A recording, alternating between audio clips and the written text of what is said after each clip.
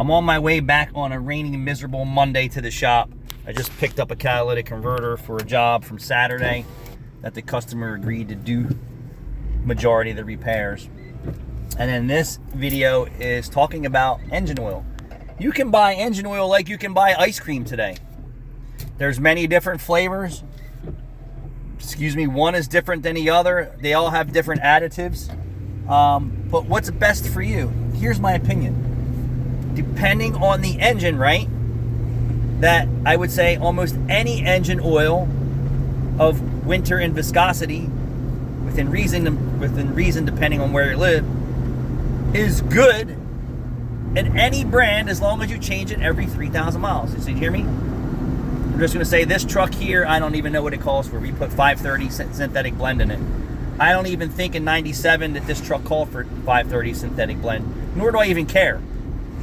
What I can tell you is I don't have any internal engine issues from me using 530 synthetic blend in my 1997 4.6, I think this is, at 177,000 miles. The problem happens is when you have a dirty engine, we're excluding diesel, guys. When you have a dirty engine, these new technology engines, these poorly designed new technology engines, the customers are poorly informed on, one, what gasoline to use, let alone what is the right oil for that engine under the circumstances that they use it, right? So if Granny has the same GDI engine you do, and she doesn't drive it, it takes her 5,000 miles in 2 years of driving. So if she changes her oil every 2 years, is she going to have sludge and varnish issues? No. But if you're that same consumer, drive the same vehicle, using the same gasoline, and you drive 5,000, you change your oil every 5,000 miles, and we'll say, for instance, that you go 5,000 miles in 2 months, that oil cannot handle the abuse in that GDI engine. So there are different flavors of oil that you could try to help combat dirty engines, but there is no fix. The fix is sooner maintenance, using better quality fuels, actually doing maintenance. So yes, is there one oil for every car? No, you can use any oil, in my opinion, as long as it's of the right winter and viscosity, and you change it regularly enough that you won't have internal engine failures past what these manufacturers already designed in there. Like, I'm just going to give you an example. GM, Ford, Toyota, all these clowns can't machine a crankshaft or cylinder walls properly. Does that make any sense to you? No, they did that on purpose. And they're like, damn, we went too far. These cars can't even make it off the assembly line. They can't make it off the trailer. They can't make it around the block. They can't make it 30,000 miles. They went too far into planned obsolescence. Absolutely 100%. You're going to fine tune that. You're like, oh, we screwed up. But guess what? We're just going to ramrod the customer anyway. And then we're going to take our beatings and payouts as we can until they're out of warranty, where the customer gets sick of buying our crappy products and moves on to another manufacturer that sells even more or the same crappy products, because they're all talking to each other. All the engineers, they already know. They already know the formula and the math. It's just how close can they get you to buying another car without them having to dig into their pockets to get you to make it past the warranty. So like GM saying, oops, well, don't use 020. We want you to use 040 now.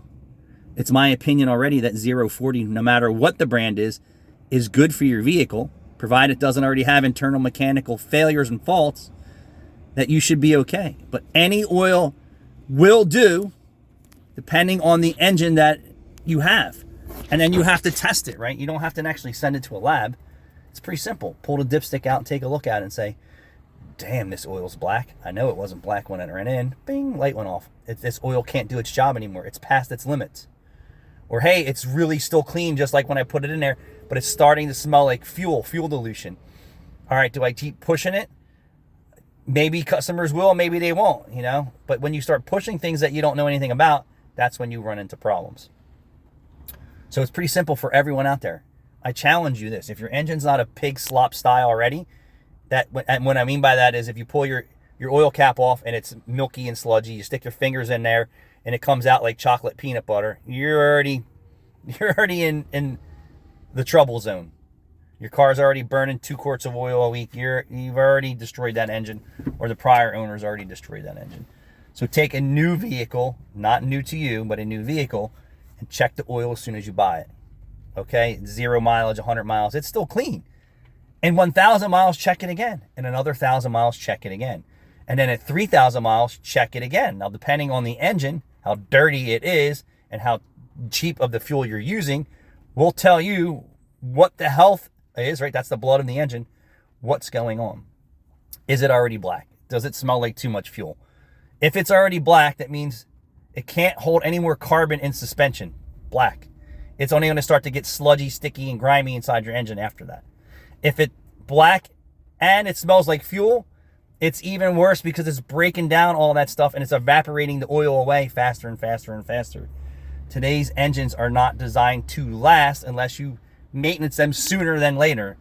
In my opinion, is almost every oil will perform very well up to about 3,000 miles, excluding diesel engines, turbo diesel engines, excluding all you guys. And even those guys have problems with driving the oil too long. But, you know, when you're talking 20, 30 quarts of oil over, I don't know, 10,000 miles or whatever they do for oil change intervals, those engines can hold up to it. But one, they're not high RPM engines. They're low RPM. The pistons and rods and everything else are built like people on steroids. So it can take your engine, right, and look at like a frail, skinny male or female or whatever, and then take a guy who works out, feeds himself as a bodybuilder on juice. That's basically what the internals of a diesel engine are. Not only is the outside big, but the internals are big. And they're not under high RPM, okay? They're under high cylinder pressure from diesel and turbocharging, but the design of everything is so much larger, it can take that abuse. And then it's not at high RPM under normal circumstances and under normal conditions that they last 1,000,000 miles, right? 1,000,000 miles. How about that? Get 1,000,000 miles out of your engine without any problems. You can do that with a gasoline engine also too, but you have to know how to take care of it, and that starts with you checking the oil. And it's very hard to get a baseline on a used vehicle because you've already got someone else's bad marriage. So if you check the oil on your car and it's a gasoline engine and it's black, you need to change it. If it smells like fuel, you need to change it. Your gasoline should not smell like, your engine oil should not smell like fuel. A little bit of fuel is acceptable. A heavy fuel odor is bad news. And then what is that? Is that engine design? Is that leaky injectors? Is that, there's a lot of questions to be answered there. So you need to know these things, but you could take the cheapest oil and put it in a vehicle and change it every 3,000 miles in an engine that doesn't already have mechanical issues, and I would say you'll probably be fine. And you could take the top tier oil too and do the same thing. Just change it before it can only, think of engine oil like a sponge. Even a sponge can only hold so much before it's useless. And engine oil is basically the same thing. Same thing with your oil filter. It can only take so many particles that it was designed to hold before it starts not doing its job. That's why they have bypass systems. Thank God that you don't ever need to be on a bypass from the oil filter being clogged or plugged. That's insane. Could you imagine that, just pumping sludge around your motor? People are doing that all day long. But yeah, check your oil every 1,000 miles and get a pulse on what's going on inside your car. And for sure you can keep your vehicle running for a good long time without mechanical engine failure. If you've ever been through an engine replacement for oil consumption, and this is becoming more popular now, the situations have been populated. Do you think the consumers have learned their lesson? I don't believe so. I can't say that. But I'll tell you, if I lost an engine from driving with overextended oil changes or had an engine that didn't burn oil for the first 30,000 miles, and then it started burning oil from 30 to 60, and I had a free or warranty engine replacement, the light should go off in your head and say, I better not change my oil every 5 and 10,000 miles, and maybe I should take a little bit better care of it because you're not going to get another free engine. That was a gift. So if that makes any sense to anyone, I mean, just like you making eggs or soup or anything else, it only can cook so long before it's no good. Thanks for watching.